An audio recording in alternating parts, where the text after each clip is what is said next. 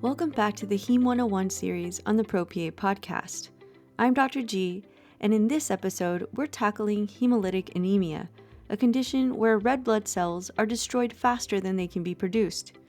Whether the destruction occurs inside the blood vessels or outside them, understanding the mechanism is key to recognizing and managing this condition. Let's dive in. Did you know that the term hemolysis comes from the Greek roots haima, which stands for blood, and lysis, which is to loosen or break apart? Literally, it means the breakdown of blood. Let's look a little deeper into the kinder Patho. What is hemolytic anemia? Well, hemolytic anemia results from premature destruction of red blood cells, which can either occur intravascularly or within the blood cells, or extravascularly in the spleen or the liver. The bone marrow tries to compensate by increasing RBC production, but if destruction outpaces production, anemia develops.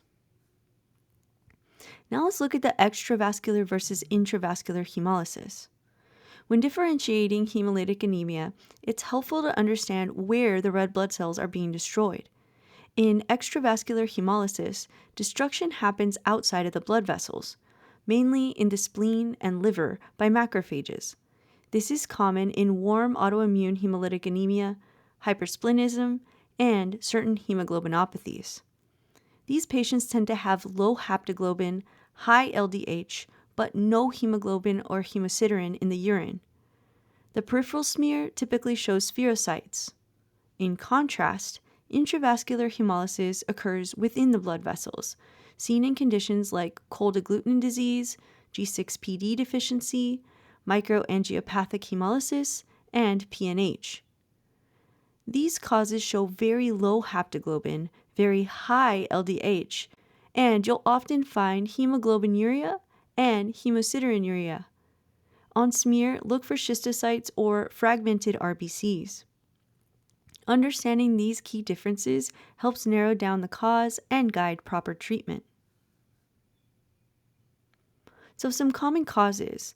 We're going to see the inherited causes like hereditary spherocytosis, G6PD deficiency, sickle cell anemia, and thalassemia, and the acquired causes like autoimmune hemolytic anemia, microangiopathic hemolytic anemia like TTP, HUS, and DIC, and paroxysmal nocturnal hemoglobinuria, or PNH.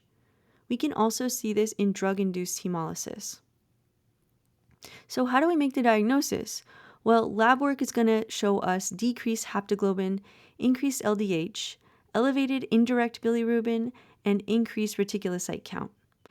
In the urine, we're going to look for hemoglobinuria and hemosideриnuria in the intravascular hemolysis patients.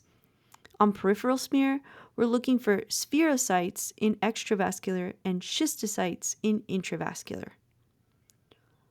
A quick look at the treatment overview. Treatment depends on the underlying cause, but it may include steroids for autoimmune causes, folate supplementation, avoiding triggers like oxidative stress and G6PD, transfusions in severe anemia, and a splenectomy for hereditary spherocytosis or for refractory autoimmune cases. Bookmed versus treatment. So Bookmed, hemolytic anemia is diagnosed through lab markers like haptoglobin, high LDH, and indirect hyperbilirubinemia. Peripheral smears are essential to differentiate the causes.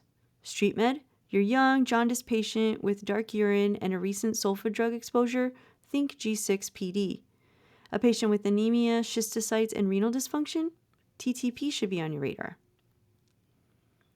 So some quick clinical pearls. Always evaluate hemolytic anemia by distinguishing intravascular versus extravascular hemolysis. A high reticulocyte count usually indicates appropriate marrow response. And hemolytic anemias often show elevated LDH and indirect bilirubin with low haptoglobin. Now let's test our knowledge.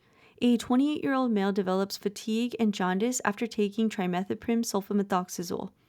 Labs show elevated indirect bilirubin and LDH with low haptoglobin. Peripheral smear reveals bite cells and Heinz bodies. What's the most likely diagnosis?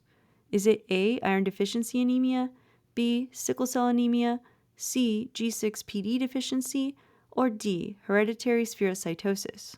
I'll give you a few seconds.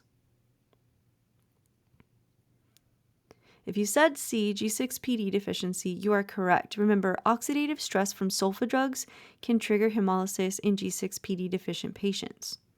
Question 2. A 50-year-old woman presents with fatigue and dark urine in the morning. Labs show anemia, elevated LDH, and hemoglobinuria. Flow cytometry confirms CD55 and CD59 deficiency.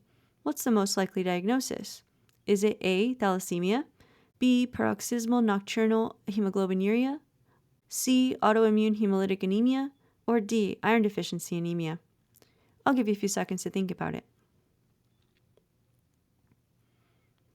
If you said B, PNH, you are correct. Remember, it's characterized by hemolysis, pancytopenia, and hemoglobinuria, especially noted in morning urine. So some final thoughts. Recognizing the patterns of hemolytic anemia, whether intravascular or extravascular, can guide you toward a specific diagnosis. Don't forget to correlate labs with patient's history and smear findings. We'll take a little deeper dive into each one of these causes in their own episodes. Be sure to follow us so that you never miss one of these. And as always, this is the ProPA podcast, where future pros in medicine are made. See you soon.